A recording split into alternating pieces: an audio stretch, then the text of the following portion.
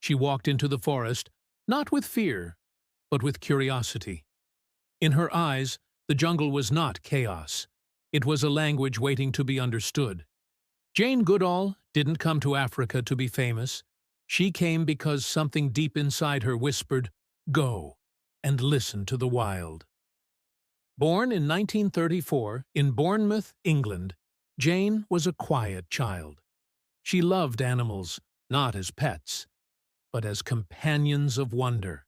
While other children read fairy tales, Jane devoured books about Tarzan and Dr. Dolittle.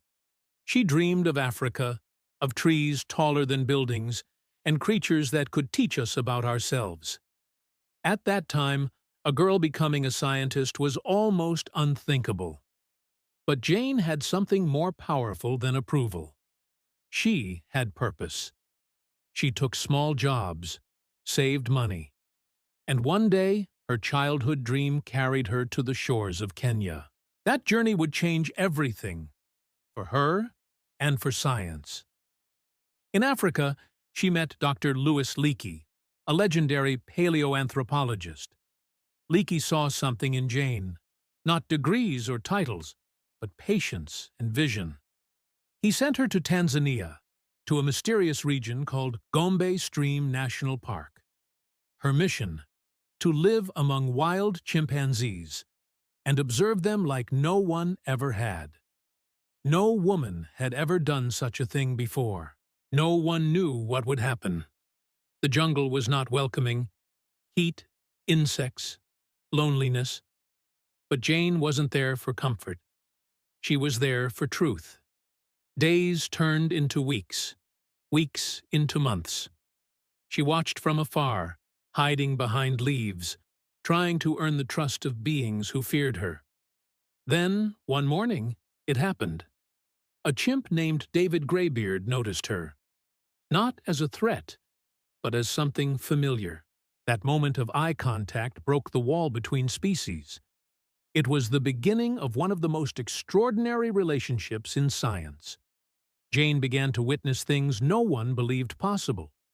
Chimps using tools, sticks to fish termites out of mounds, stones for cracking nuts. Until then, humans were defined as the tool makers. Jane shattered that boundary. Her discovery made headlines around the world. It forced scientists to ask a haunting question. If chimps can think and feel, what truly separates us? But Jane didn't see them as research subjects. She saw them as individuals, mothers, sons, friends, rivals. She gave them names, not numbers. Some scientists mocked her for being too emotional. But history would later see that empathy was her greatest strength. Through years of patient observation, Jane uncovered a society as complex as our own. Chimps waged wars, formed alliances, mourned their dead. They were not just animals, they were mirrors. And looking at them, humanity began to see itself. As fame grew, so did the weight of responsibility. Jane realized science alone wasn't enough. The forests were shrinking. The chimps were dying. So she left the comfort of research and stepped into activism. She spoke to governments, schools, and communities, not as a scientist, but as a messenger of the earth. Her voice, soft yet unshakable, carried across continents. She told the world that saving nature wasn't charity. It was survival. In 1977, she founded the Jane Goodall Institute. Its mission: to protect chimpanzees and empower local communities to live in harmony with wildlife. Then came Roots and Shoots, her youth program. She believed that every young person held the power to change the world. Today, that movement spans over 100 countries. Millions of students have planted trees, rescued animals, and transformed despair into action. Jane became a bridge between humans and nature, between hope and reality. She traveled more than 300 days a year, even into her 80s, carrying one message: Every individual makes a difference. Her compassion extended beyond species. She saw humanity not as rulers of Earth, but as part of a family bound by life itself. There were moments of heartbreak, too. She watched poachers destroy habitats and babies torn from mothers for illegal trade. But she never surrendered to bitterness.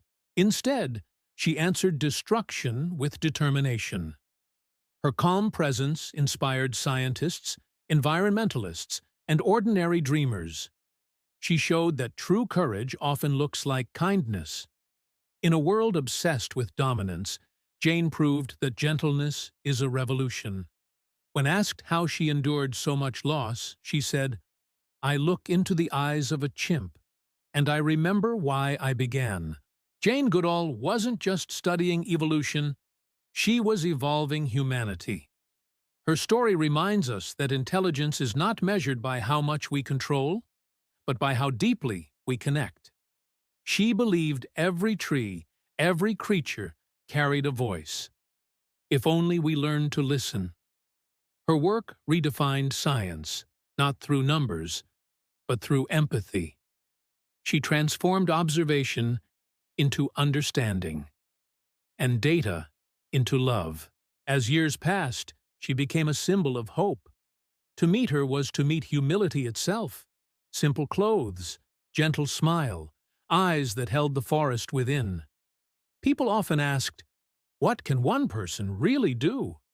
Jane would reply, "Look at what one person already has." Even now, her message echoes in classrooms, sanctuaries, and silent forests. Her legacy lives in every act of compassion that ripples outward. She taught that every life matters, not just human life, that the story of Earth is written in more than one language, and when you walk through nature, you are walking among teachers. Her journey wasn't about taming the wild. It was about remembering we were never apart from it.